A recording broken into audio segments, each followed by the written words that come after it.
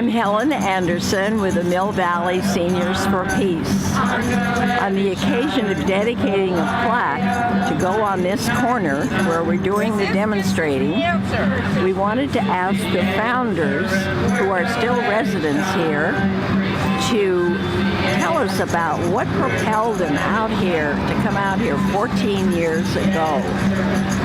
They were dedicated and they wanted to make their voices heard, so we had a conversation with them.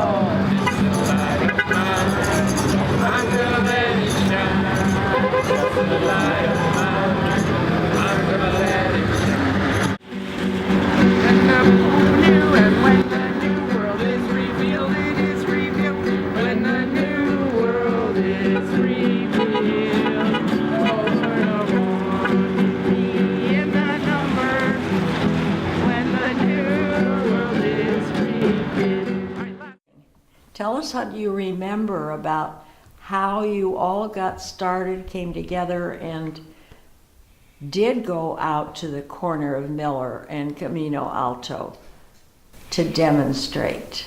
In my case, I joined, I was one about the 10th member, and it came about that I was very upset when I heard about Cheney and about the weapon of mass destruction, and I was really concerned. And here were these women, a few women, who said they have to do something about it. And this was really the most important thing that happened to me, because I became a member of the peace group. At first we had trouble to call what we wanted to call it, and they wanted to call it the Redwoods Peace Group, something like that with the Redwoods, but Barbara Solomon said you cannot do that. Then we came up with Mill Valley Senior for Peace, and I must say it meant an awful lot to me. I did a lot on my own. We painted our own signs to go out Friday. My sign was, "War is not the answer." And a young man stopped and said, "You know, man, some wars are necessary." Then it was always nice outside when the people honked their horns.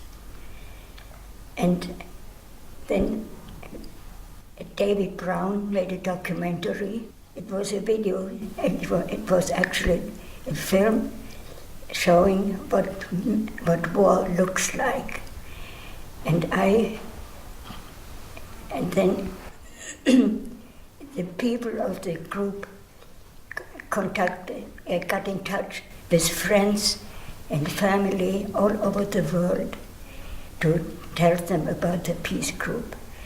And our video, I myself sent about 12 videos to people all over. And it was really, we all were very devoted, and we took it very seriously in our fight against war. And you continue to this day. We see you at our Monday meetings so often.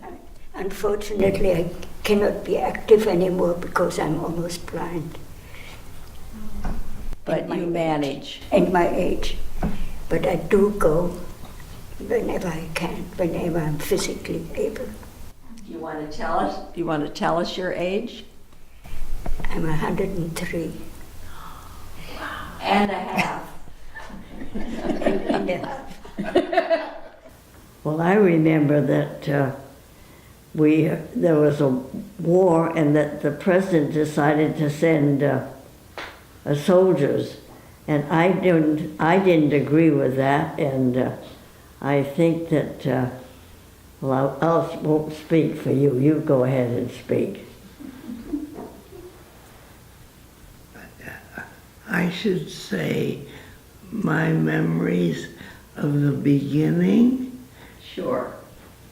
First, there was a spirited woman whose name I don't remember. Does anyone? Yeah, I Nora don't Bosco. remember either. Who?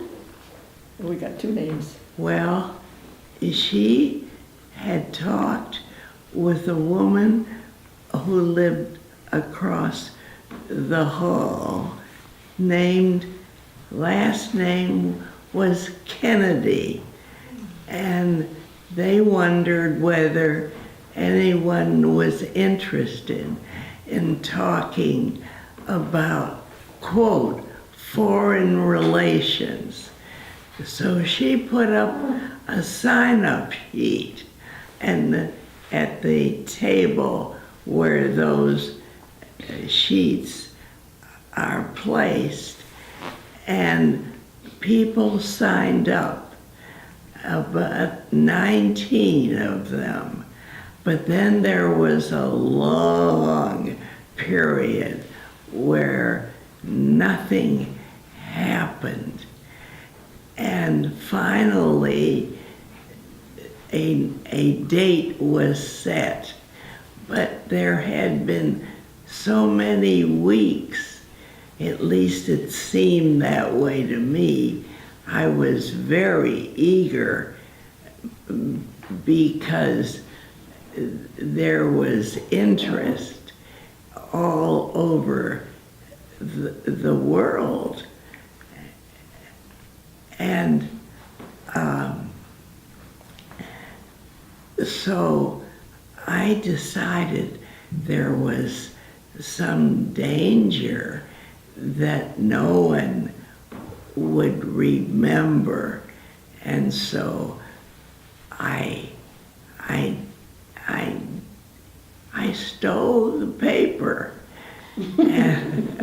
and called all those folks so they would remember about their signing such a sheet. And there were 19 names. But when we got into the conference room, the word had spread, and there were, I think, 29 or 32, but there were more people than anyone expected, and everyone was fervent that we had to do something.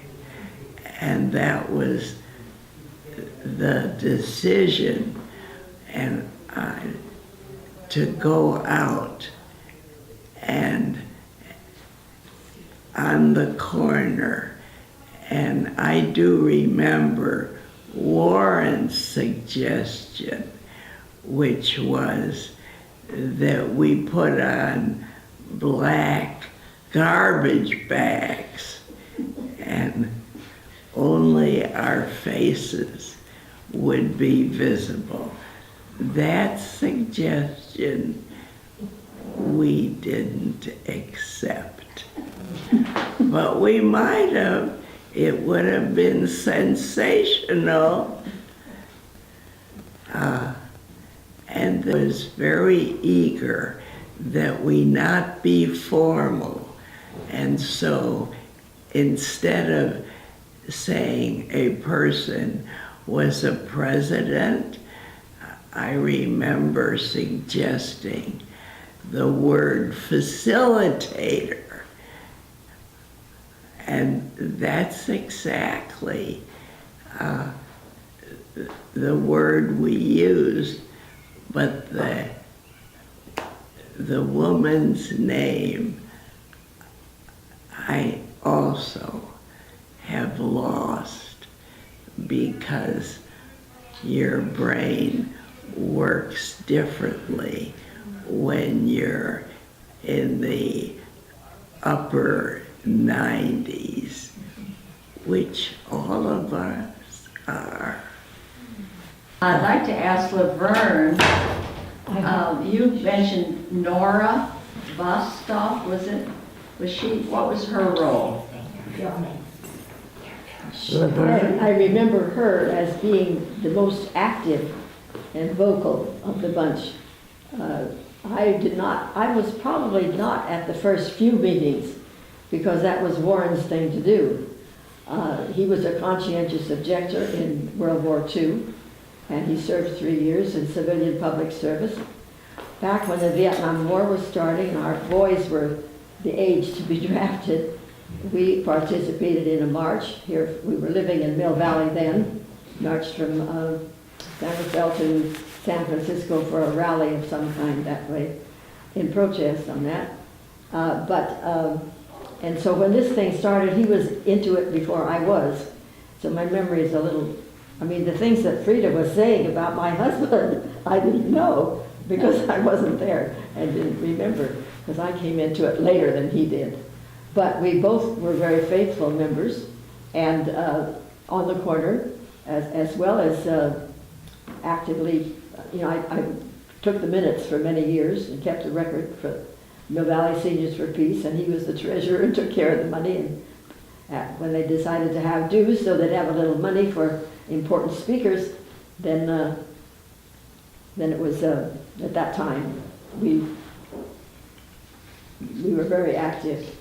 And of course, he's gone now, and he went out there on the corner as long as he could. I think up until 6 months before he died, actually, in a wheelchair. And Lester Bruins was taking him out there all the time.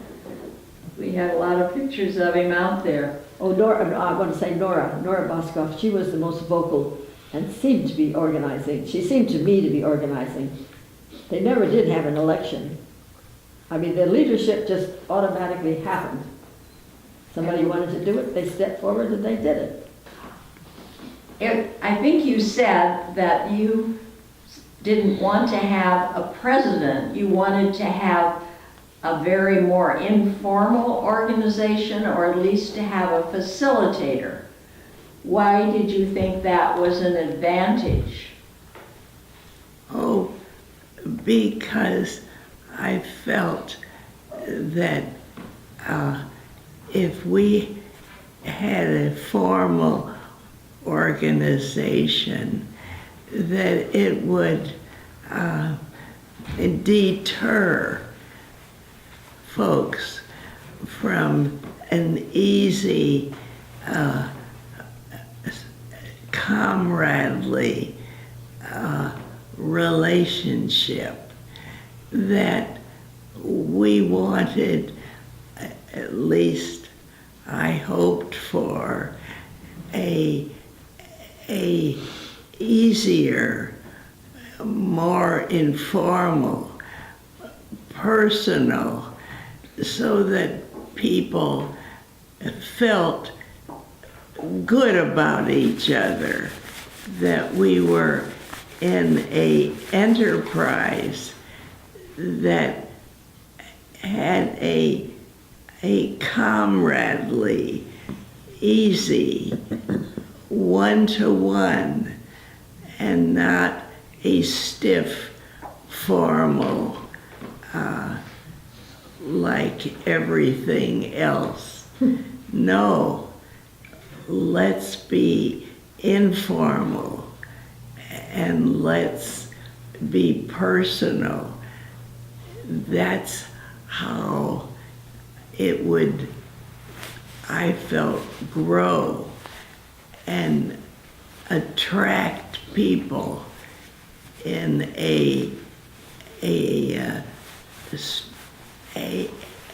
more one-to-one, and I think it worked out that way. And it did that, Frida, because you were the one that led us most of those years. Because that's your personality, that's the way you do things, so that's the way we like to do them. And it wasn't until you found it more difficult that Bill Usher took over. Because I can remember your face up in front most of the time, until his was later on. So it was just it was your idea that we should be that way, and that's the way we wanted to be, because we saw how good it was when you did it. Not all of us wanted to be up front, but we wanted it to be the same way that you wanted it to be. And it worked out, and we still don't have a president. Yeah. We don't even have a secretary now, after Laverne was not able to continue. We take turns. So it becomes much more cooperative rather than, do you remember that organizing time, and what were the goals of organizing this group?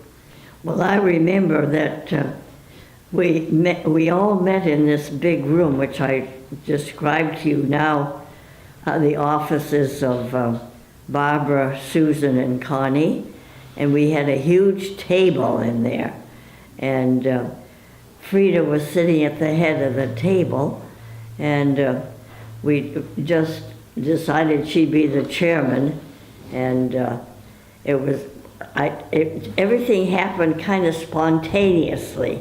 There was no rigid lines about it at all, and I think that's the way we've been able to manage up to now, even. So that's my memory. I was trying to remember how soon it was that we got involved in other related issues, like the Marin Organizing Committee. And we actually became, Mill Valley Seniors for Peace became a member of the Marin Organizing Committee, as well as an organization, as well as in individuals that went to the meetings. And Warren was involved in that too, and quite, Elizabeth Moody especially. I've forgotten a few like that. And there were side issues that were related to living together peacefully, but in more specific details about peace and justice. It wasn't just peace, it was peace and justice. A just peace was what we wanted, yeah. Well, I had been working for the United Nations in Geneva, Switzerland, and I had retired and returned back to California in the year 2000.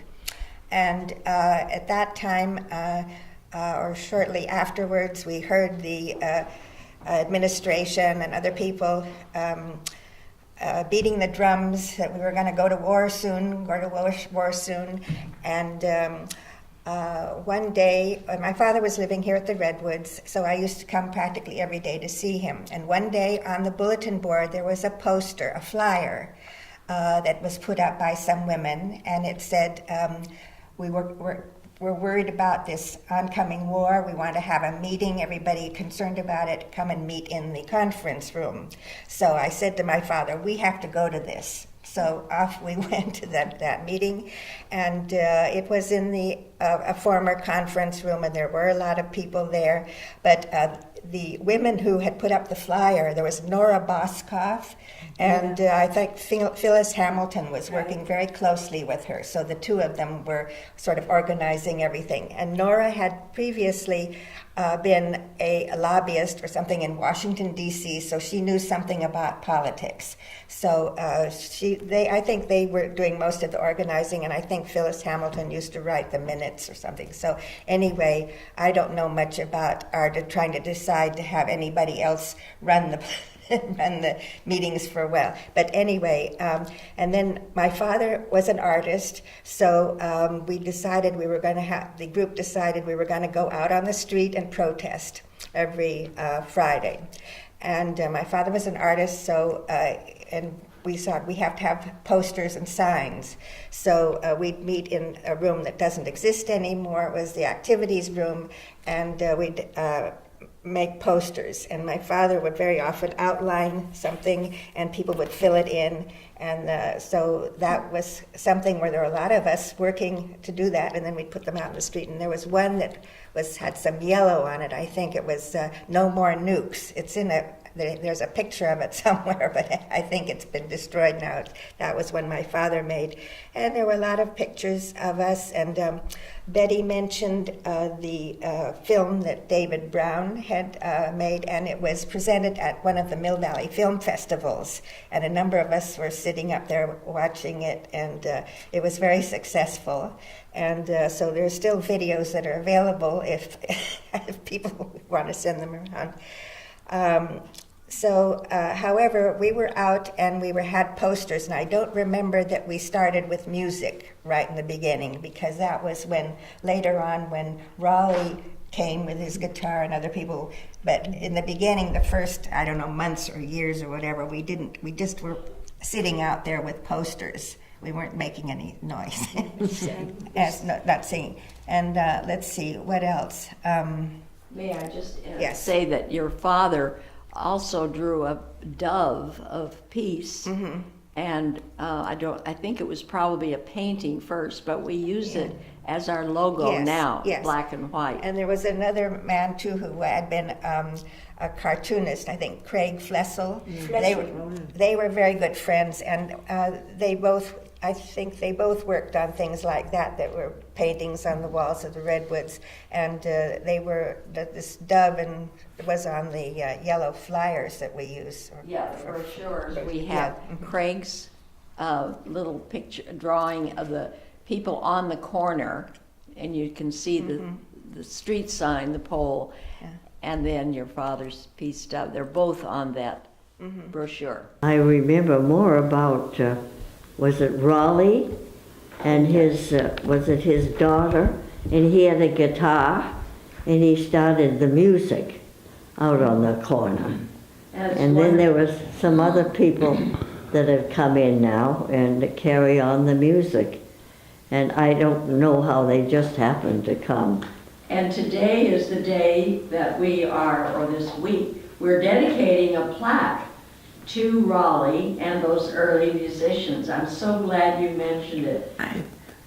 I don't know, did Raleigh come with his guitar?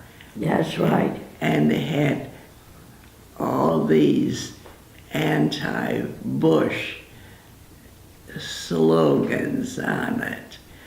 And the guitar was very important because our spirits could be expressed by singing.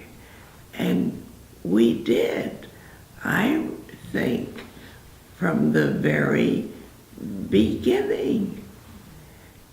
On that first time we went out, Barbara and Susan sent out hot chocolate and cookies, and we said, no, we don't want them. That's this right. isn't a party. Wonderful. Out there, that students from the high school, do you remember that? They came across and were congratulating us and thinking it was great that we were doing that. Yes. And I just met a young man who said that he was so inspired by our seeing us on the corner that he's now organized a senior, I don't know what they call it, but it's a group against the war. Yeah, groups for peace. Yes. And he just came and took